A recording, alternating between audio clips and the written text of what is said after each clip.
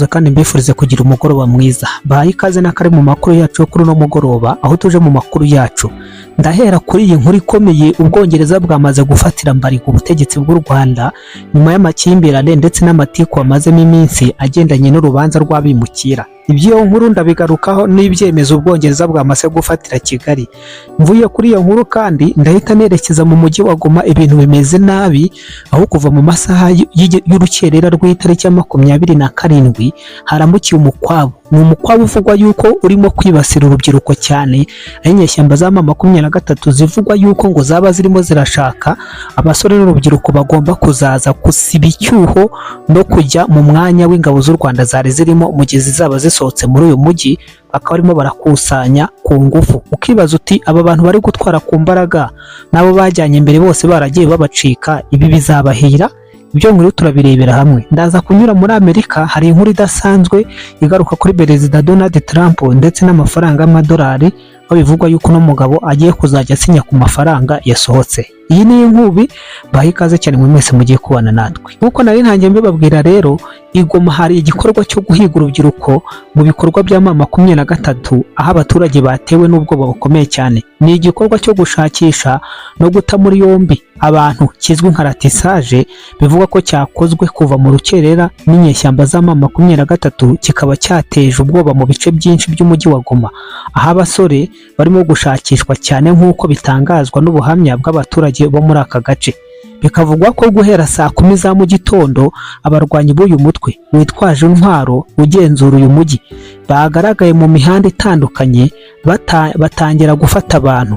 Abaturage benshi bavuga ko bahunze ingo zabo batinya gufatwa mu buryo butubahirije amategeko. Umwe mu baturage wavuganye n'itangazamakuru kuri telefoni wasabye ko amazina yadatangazwa kubera impamvu z'umutekano, yagize ati: baravuga ko bashaka kuzuza icyuho kizasigara ingabo z'u Rwanda zimaze kugenda. Bageze mu gace kacu saa 10 za mu gitondo, abasore benshi barajyanwe. Nanjye nahise mpunga njya kwihisha imugunga.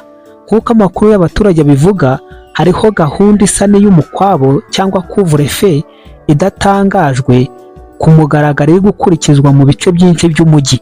Ingendo z'abaturage zagabanyutse cyane mu gihe abarwanyi bakomeza gukwirakwira mu duce dutandukanye.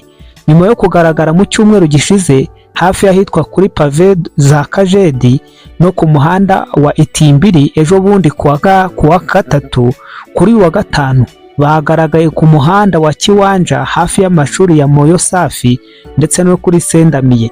Bigaragara neza yuko izi nyeshyamba zifite ukuntu amakaritsiye ya Goma bamaze kuyatera imirwi bazagenda bayakoramo umukwabu batwara urubyiruko n'abasore.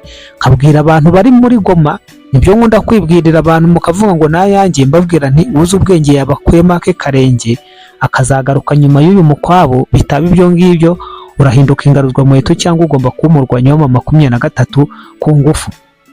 Nk'uko amakuru akomeza bivuga rero, ngo impamvu z'ibi bikorwa ziracyagoye kumenyekana mu buryo bwigenga, ariko ubuhamya butandukanye bugaragaza impamvu ebyiri zishoboka ku ruhande rumwe. Impamvu ya mbere, M23 ishobora kuba iri gushaka gufata abantu bakekwaho ngo ibikorwa by'ubujura cyangwa kuba mu mitwe yitwaje intwaro yo mu gace bamwe bita ngo ni clan voleri. Bivugwa ko ngo hifashishwa ibimenyetso bidasobanutse neza, nko kureba ko umuntu asa cyangwa niba afite tatuwaje ku mubiri we. Bunumva icyo si ikimenyetso cyagenderwaho, kuko tatuwaje ntabwo iranga ibisambo gusa, hari n'abantu bazishyiraho nk'umurimbo cyangwa kwitaka. Ku rundi ruhande ariko hari n'abavuga ko ngo aba basore bashobora kuba bajyanwa mu gisirikare ku gahato mu rwego rwo gusimbura ingabo z'u Rwanda zivugwa ko ziri kugenda buhoro buhoro.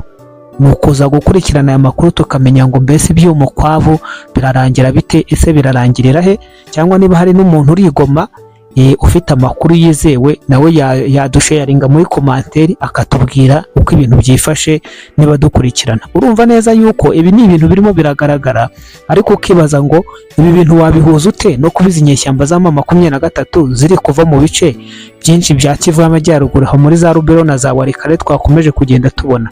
Ikindi, niba hari abarwanyi benshi bagiye bafatwa mu minsi yatambutse babaga muri FARDC, murabazi bagiye bademisiyona bakazamura amaboko bakitanga mu buryo bumwe cyangwa ubundi ku ngabo za Wazalendo na FARDC mu mirwano yabahanganishaga.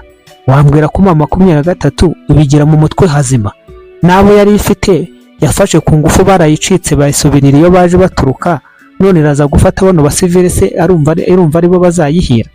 Yananiwe gutsinda urugamba irimo irifashisha abasirikare ba FARDC bya bihumbi babaraga ngo 26 ngo by'abapolisi ngo n'ibihumbi ngo n'ibihumbi 9 ngo by'abasirikare ngo bafatiwe Goma, yari yarabajyanye irabigarurira bose barayicitse bayishizeho. None igiye kwataka izi nzana zo muri Goma irumva arizo zizayifasha kugera Kinshasa. Ibya bindi nyine ni imibare mikeya, ni ya mibare babyaye ibihekane, gusa bajye baca umugani ngo uhiriye mu nzu ntadapfunda umutwe. Reka mbabwiye ngo nimugerageze amahirwe masa. Mvuye kuri iyo nkuru ariko ntaranayivaho nanone nagaruka no ku kindi. Mama 23 muribuka mu minsi ishize ko yisha abantu benshi muri Goma, abasore bagera ku 10 murabyibuka bataburuwe bakuwe mu kizu. N'aba basore rero ngira ngo abenshi baraza kuhapfira pe, baraza kubiyicira. Murabizi ko bari mu mujinya, bari muri revenge, bafite akajinya n'agahinda ko kuba bene wabo barapfuye, barabakindagura barabamara. None aba basirikare baravuga bati n'ubundi reka tuhave, tugiye kuhava, reka natwe dusige twihoreye, dusige nta rubyiruko, dusige Goma tuyigize umusaka. Ibyo nabyo byashoboka. Reka mve kuri iyo nkuru mpite nerekeza hano mu Bwongereza rero nk'uko natangiye mbibabwira. Biravugwa ko amakuru mfite imbere yanjye aravuga yuko umujyi wa Londres cyangwa wa London urateganya guhagarika amasezerano yose y'ubukungu wari ufitanye n'u Rwanda, ndetse no gusaba abongereza bose kutongera gushora imari mu Rwanda ku birebana cyane n'ubuyobozi ngo bwa Perezida Paul Kagame. Ntabwo mbizi, ariko ikiriho kigaragara nuko ubabongereza niba bamaze gufatira u Rwanda mbarigo.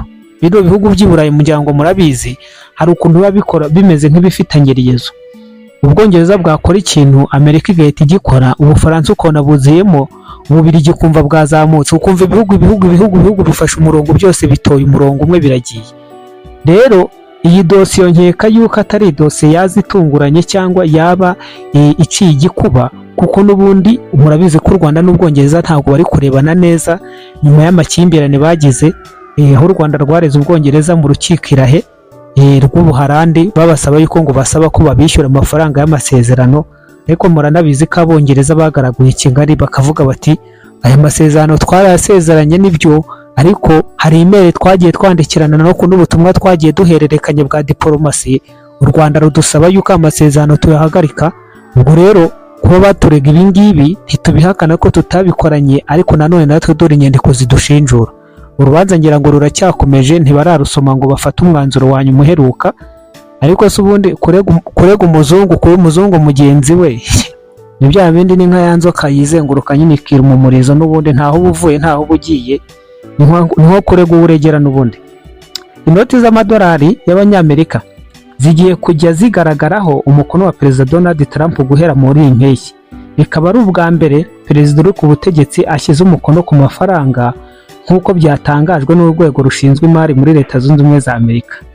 Trump nta dushya atazazana, byashoboka yuko yaba ateganya yuko naramuka avuye no kuri manda no ku butegetsi. Murabizi ko manda ebyiri itegeko nshinga ry'abanyamerika rimwemerera zirangiye, buri akavuga ati reka nanjye nzasiga ikirango ku mafaranga y'abanyamerika hagiye hagaragaraho sinyatire yanjye.